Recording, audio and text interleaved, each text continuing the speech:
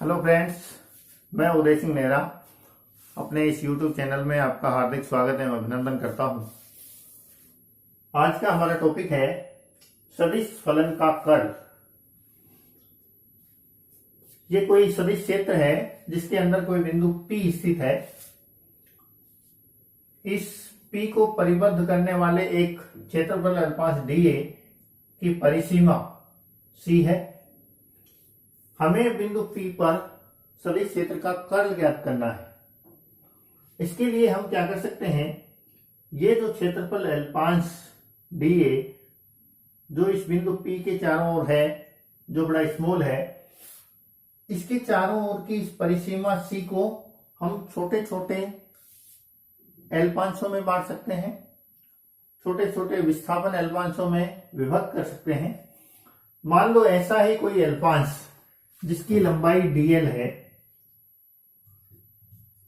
एक अल्पांश जिसकी लंबाई dl है और उस अल्पांश की स्थिति पर सदिश क्षेत्र का मान a है। तो सदिश क्षेत्र a एवं इस विस्थापन अल्पांश का अदिश गुणनफल क्या होगा? a तथा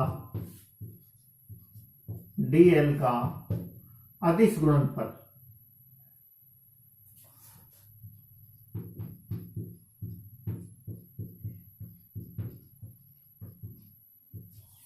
ये अपने पास हो जाएगा a डॉट dl। यदि इसी प्रकार से पूरी इस सर्क्यूम्फेरेंस को हम छोटे छोटे अल्पांशों में बांट लें और उन सब का योग कर दें तो ये रेखा समाकल देगा।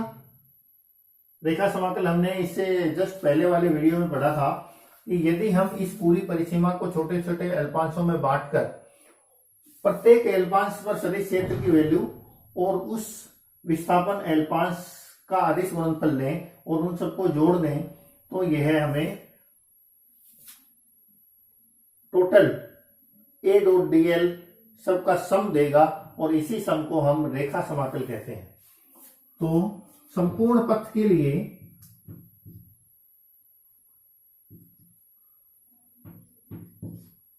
पूरा जो हमारा पथ है, संपूर्ण पथ के लिए रेखा समाकल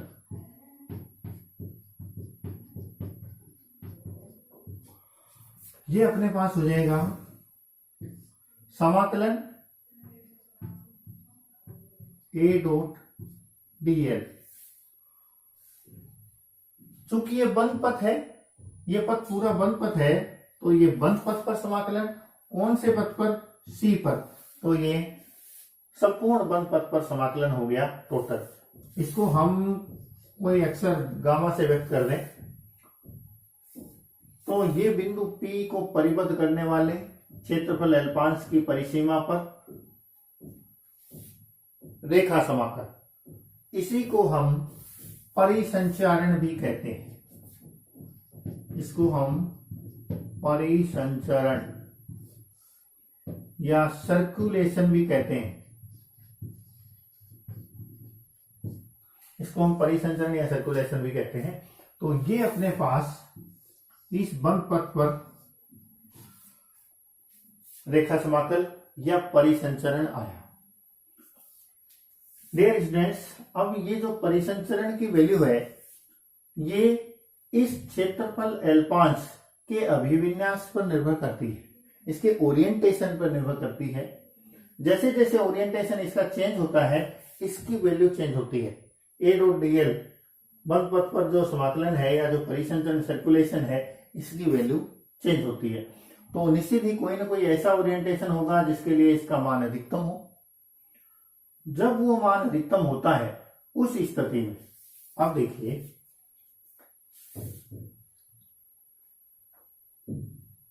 बिंदु P को परिबद्ध करने वाले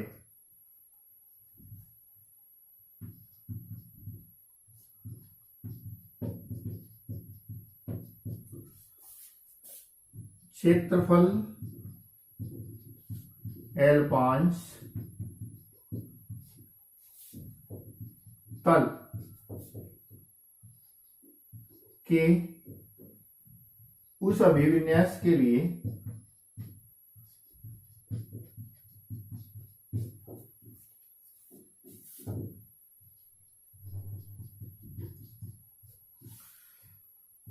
जब परिसंचरण अधिकतम हो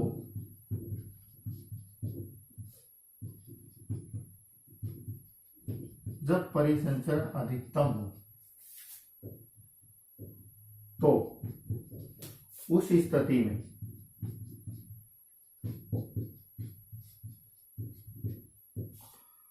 अब इस स्थिति में कब, जब इसका मान R का मान मैक्सिमम है, ऐसी स्थिति में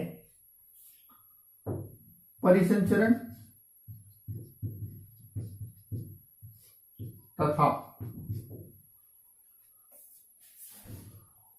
परिबद्ध क्षेत्रफल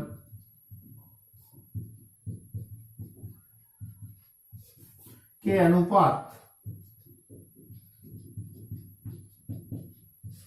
का सीमांत मान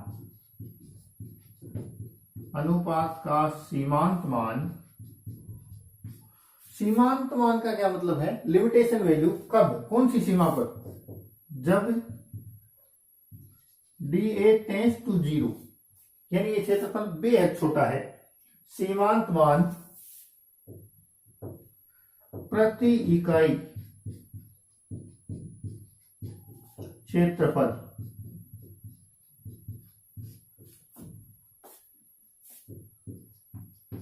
सदिश फलन के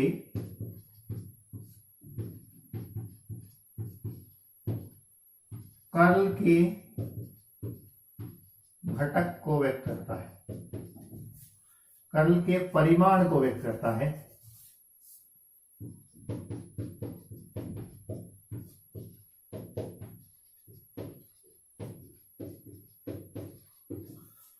तो कर्ल का परिमाण क्या हुआ?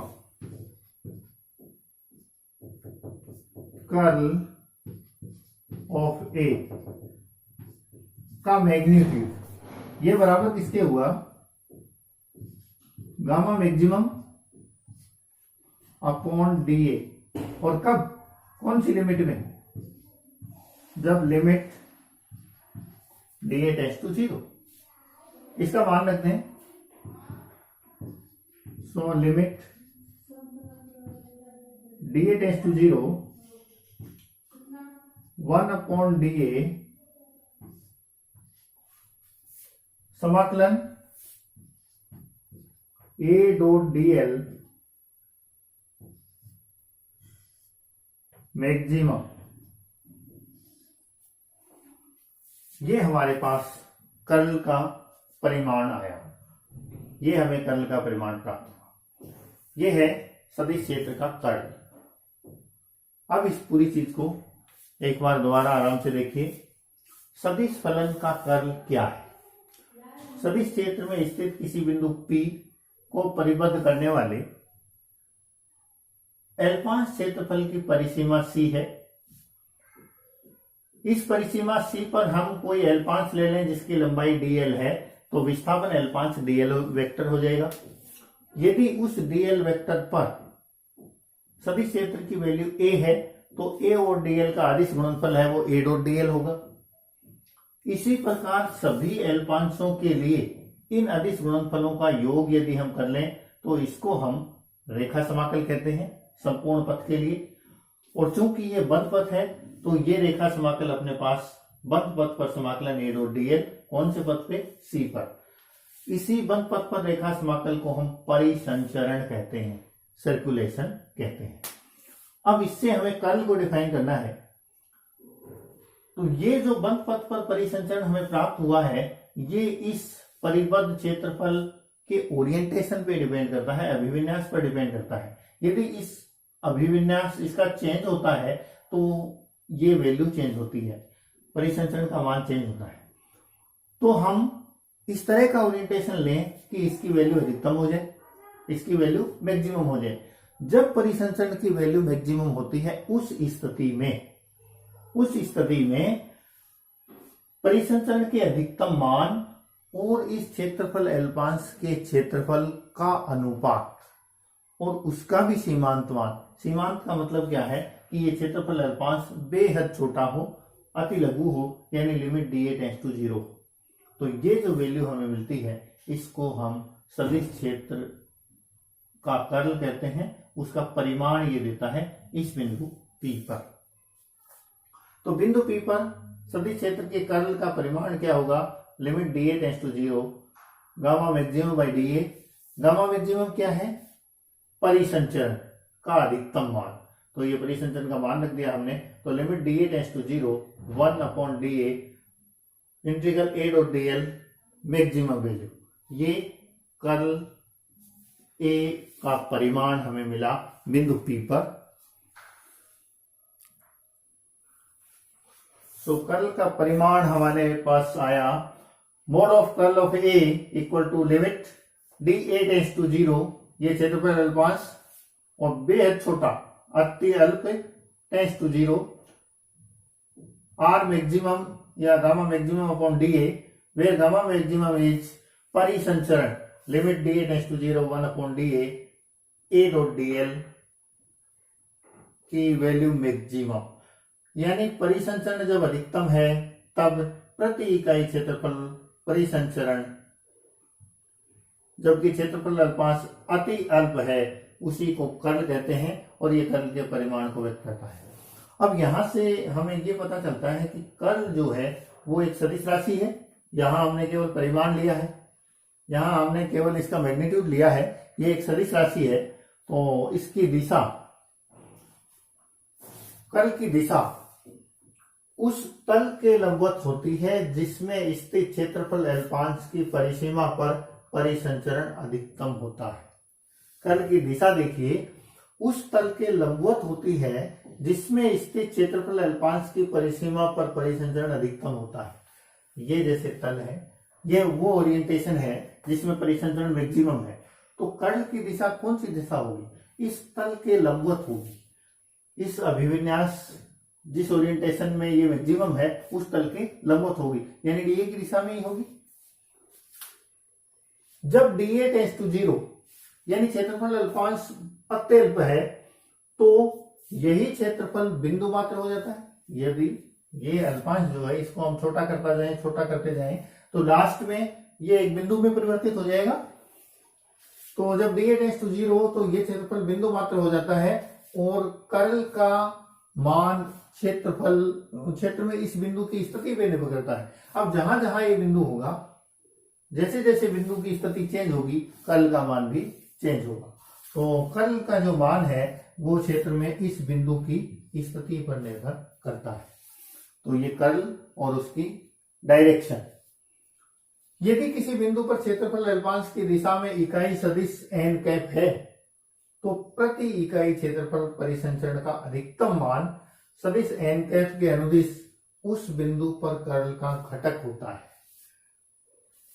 देखिए, ये हमने केवल मैग्नीट्यूड लिया है। सदिश के रूप में बात करें तो यदि किसी बिंदु पर क्षेत्रफल अल्पांश की दिशा में इकाई सदिश n है, यदि इस dA की दिशा में एकांक सदिश मान लें हम कि n कैप है, तो प्रति इकाई क्षेत्रफल परिसंचरण का अधिकतम मान जो है सदिश n कैप के अनुदिश उस बिंदु पर कर्ल का घटक हो जाएगा। तो कर्ल का घटक यहां से क्या हो जाएगा?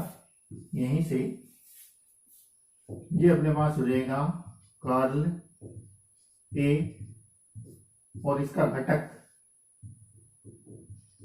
डॉट n कैप, और ये बराबर किसके हो जाएगा?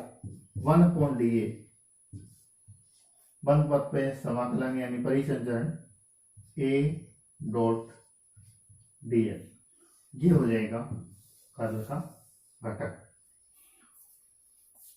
ये अदिश राशि है, लेकिन ध्यान रहे हमेशा जो भी सदिश होता है उसके जो घटक होते हैं वो तो अदिश राशि ही होते हैं, उसके जो कंपोनेंट है वो तो अदिश राशि है। प्रत्येक कंपोनेंट की दिशा में एक इकाई सदिश होता है और उन सब का योग जो है वो सदिश देता है। तो यदि किसी बिंदु पर क्षेत्रफल अल्पांश की दिशा में इकाई सदिश n कैप है, तो प्रति इकाई क्षेत्रफल परिसंचरण का अधिकतम मान सदिश n कैप के अनुदिश उस बिंदु पर कर्ल का घटक होता है। अर्थात एन कैप की दिशा में कर्ल का घटक क्या हो जाएगा, 1/dA, बंद पथ पर समाकलन A.dl on this circumstance, on this circumference, ये हो जाएगा अपने पास इस कर्ल का घटक। तो ये हमने सदिश फलन का कर लिया। सबसे पहले हमने एक बिंदु डिफाइन किया, उस बिंदु को घेरे हुए कोई काल्पनिक बंद पथ लिया, उस बंद पथ पर विभिन्न एल्पांशों के ऊपर विस्थापन एल्पांश और उसके ऊपर सदिश की जो वैल्यू है उनके अदिश गुणनफलों का योग लिया। वो योग जो है ये इस संपूर्ण बंद पथ पर उन सब का योग है, वो परिसंचरण कहलाता है। इस बिंदु के लिए उस परिसंचरण के अधिकतम मान तथा इस क्षेत्रफल अल्पांश का अनुपात का सीमांत मान, जब क्षेत्रफल अल्पांश 0 के निकट हो, इसे कर्ल का परिमाण कहते हैं, मैग्नीट्यूड कहते हैं। और यदि किसी विशेष दिशा में कर्ल का घटक हमें ज्ञात करना हो तो ये कर्ल का घटक इस प्रकार से आता है 1/dA A.dl। Thank you.